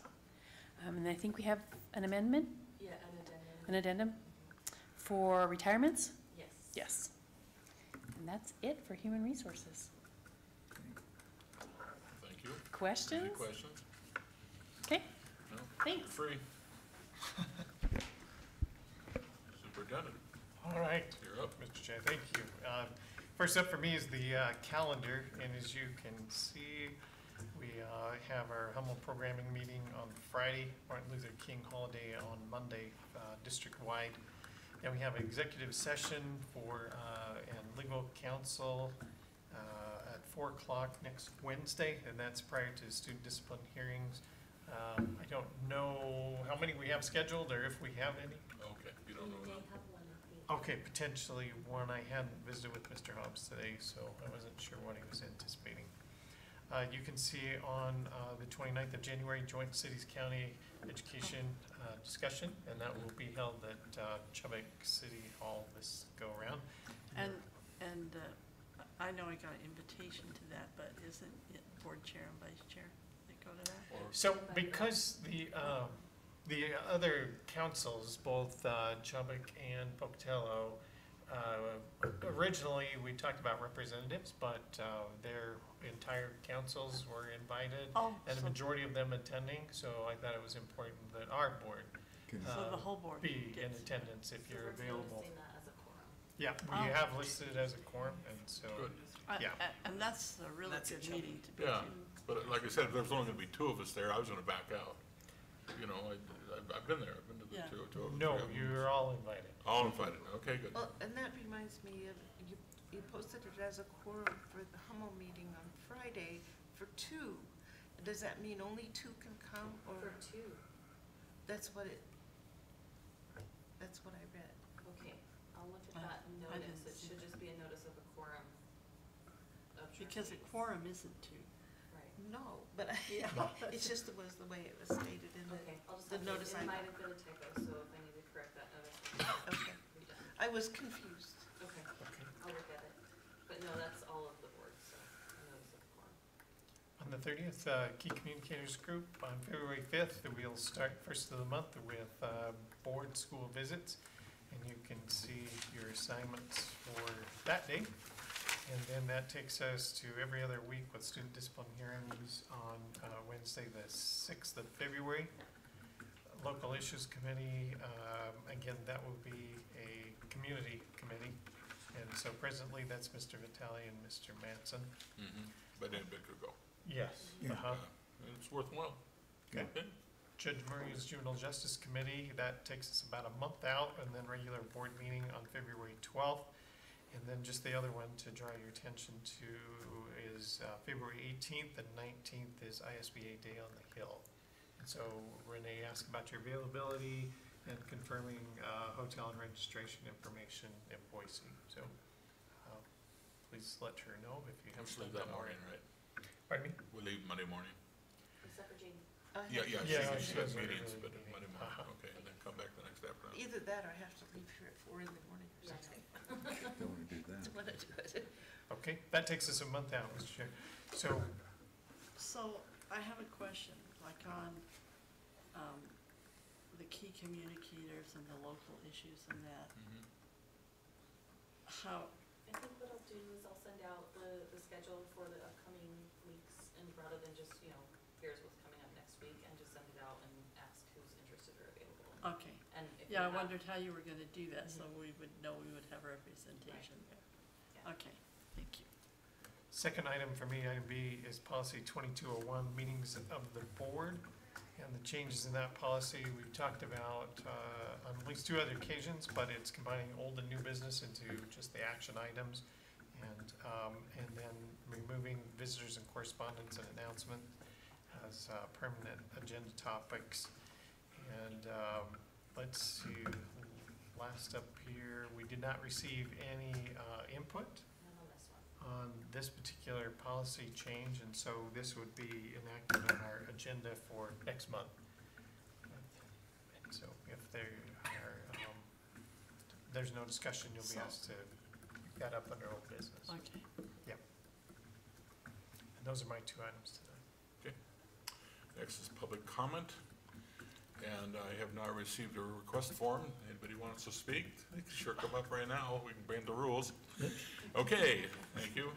The next is the consent agenda, which is authorization of payments of claims, approval of supplemental financial information, approve human resource activity, and approve ISU counselor interns. Is there a motion? I move that we approve the consent agenda. Second. I'll second that. All in favor? Aye. Aye. Moving on to old business. Let's see, the first one here is here on second reading for adoption, policy 2201, 2201, and policy 8203. Is there a motion? I move that we have here on second reading for adoption, policy 2201 and policy 8203. I'll second the motion. Any discussion? All in favor? Aye. Aye.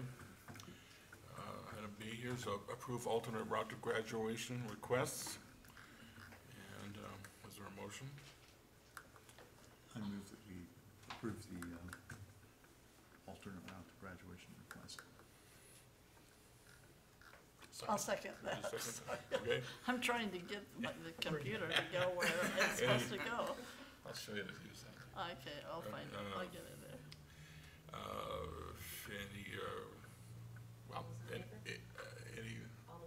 No, we gotta say in discussion first. Okay, and then all those in favor? There you go. Aye. Aye. Okay, and then the next one is the adopted 2019-2020 school district calendar. Is there a motion? I move that we adopt the 2019-2020 school district calendar. And I'll second. Any discussion? All those in favor? Aye. Aye. Any opposed? None, so that passes. Well, let's see, approve out-of-state overnight travel requests. Is there a motion? I move that we approve the out-of-state overnight travel requests. I'll second the motion. All those in favor? Aye. Moving on, approve early graduation requests. I move we approve the early graduation requests. I'll second the motion. All those in favor? Aye. Aye. The last one here is approve the 2019-2020 capital improvements project or SIP plan. Is there a motion? I move that we approve the 2019-2020 capital improvement program. I'll second the motion. Okay, any discussion? All those in favor? Aye. Aye. Aye. Passes. On to new business. Here on first reading, policy 8105, 8105. I move that we hear on first reading policy 8105 on foreign exchange students. I'll second it. Any discussion? Any more? Got more to talk about later. Anyway, no more discussion. So all those in favor? Aye. Aye. Aye. I oppose. And one opposition. It passes to the next. And any announcements? I do not have any. Anybody? Announcements? Less time for that one, so. Okay, Oh, that's yeah, it. we're It's going thinking away? about announcements. Announcements are going away, So okay. better have one. I don't know what we can announce, Yeah, but, because and we won't ever get to do it again. that's right, it would be an agenda item, not, Oh, okay. Yeah. Oh, could be, okay. yeah. Okay, well, okay, this meeting's adjourned. I move Do that you we need a adjourn. motion? Oh, we do? Okay, your I'll motion. move that we adjourn. Okay, I'll second that. Second. all those in favor? Aye. Aye. Now you got to. Okay. Yeah, I'll smack it. Thank you. Done. Good job. No, we need some work. You need to help me on this. Fill that thing in.